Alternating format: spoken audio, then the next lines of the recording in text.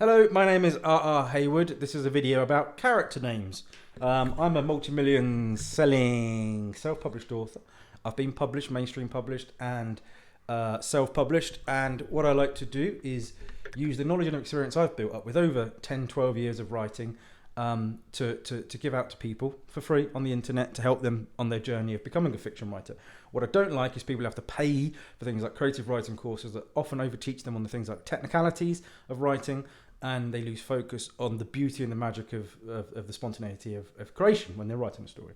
So that's what I'm trying to promote. You don't need to pay to go and learn all these things. There's information out there. So today, characters' names. I just wanted to talk about that because I read a lot, I still do, and what I find really off-putting is if I'm reading a mainstream book. What I mean by a mainstream book is a novel that is set in this era, in this modern times, and then I'm reading of characters in normal areas of, say, the US or the UK or Western countries, and they have outlandish. This is my dog Deli is down here. She wants a little toy. I don't know how it ended up here, but she can have it. There we go.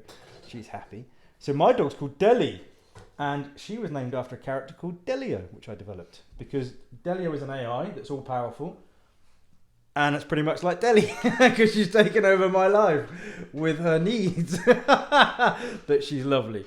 So, character names. It can be very off-putting if you're reading a mainstream book that's set in this era and all of a sudden you've got an outlandish, outrageous fantasy type character name. And that's quite off-putting. But also, it can get very hard to choose your character names. There used to be a time when I'd get hung up and I think, oh, how do I do this? What do I do? How do I choose these names? And particularly when you get older, you can't help but think of people you know with certain names, and you might think, oh, I don't like that person. Or if I try and call my character Malcolm, I'm thinking of Malcolm that I know, and that my Malcolm doesn't look anything like this Malcolm, and it can be quite off-putting. But there are some ways around it. Pay attention to the genre you're writing in. So, for instance, if you're writing erotica, there's certain types of names and particular styles of names that might be prevalent in erotica. Fantasy has its own particular style of name. You think of Lord of the Rings, Aragorn, Samwise Gamgee, and those kind of things. So there is a particular style that goes with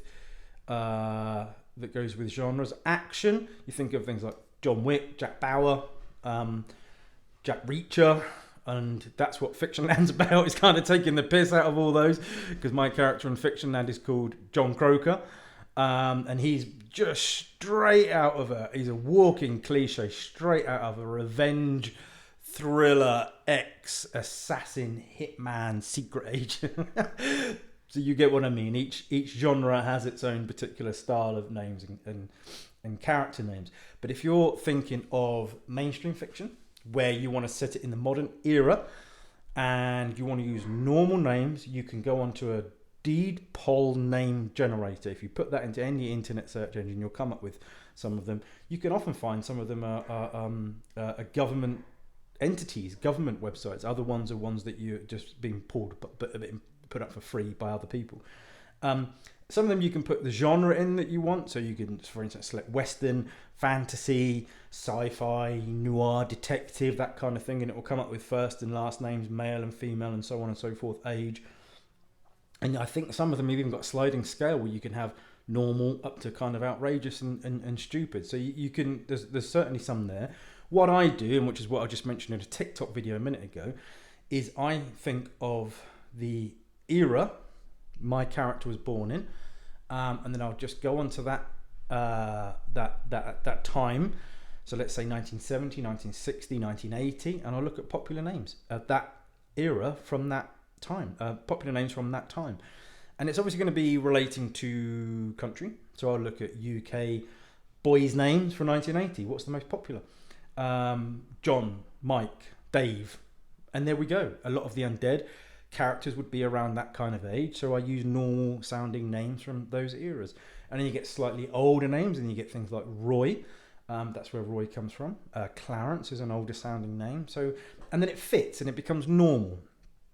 And the same with women. If I'm looking in America, New York, for instance, I'll Google New York popular names from 1970, 1965 or whatever, and you come up with names. And you think of Delio, you've got Detective Joe Stevens, and then I've got Tripal Singh. So the names fit because they're normal sounding, and they're not jarring, and they're not outlandish, and they become a part of the everyday makeup of the world around us. So when you read it, you just kind of go, oh, that's natural, and it flows. And it helps you then get the hook into the character because it's nothing that's going to jar you out of it. It is important to try and get the right name for the character, but don't overstress it, and you can go down a rabbit hole where you're thinking too much about it and you end up coming up with weird, hard names. There's a book I'm developing called Two Detectives, which is set in a kind of alternate world to ours, slightly in the future, where leading detectives are effectively hired out by countries all around the world to come and investigate homicides and murders and so on and so forth. And I've got two very strong female characters that are set, I'd say, about 75 to 100 years in the future. And it was taking me a long time to get the names right, because I'm thinking, oh, you've got to get that, you've got to nail it, you've got to try and predict what names will be popular then and why, and then what everyone else is called. And if it's too normal, then it's now. If it's too fantasy, it throws you off. If it's too sci-fi, you alienate a big portion of your audience. So it's got to be right, and it does require some thought. But certainly, if you're looking at character names in this era and your novel is set in present day, there's some easy tricks you can follow, like looking at popular names.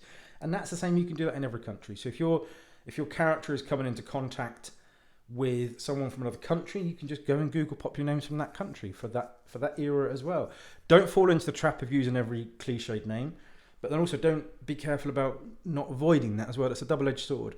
So if for instance, if every character who's French that you come into is called Jean-Pierre, you're going to be, that's a bit cliched. Not every French person is called Jean-Pierre.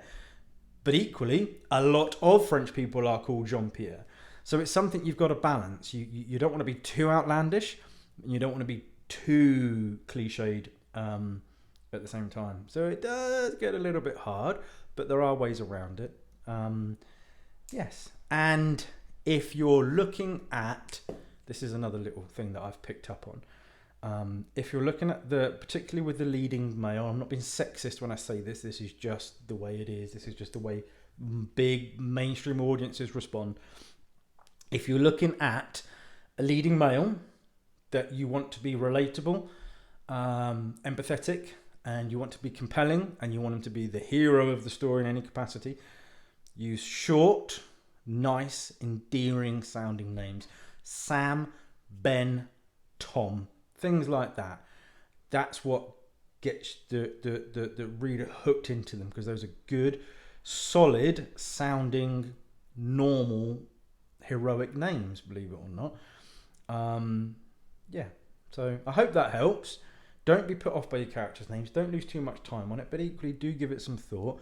And if any of your beta readers or pre-readers come back and go, I was a bit thrown off by the character name, listen to them and think, well, how do I make that slightly different, slight adjustments? I've done it before.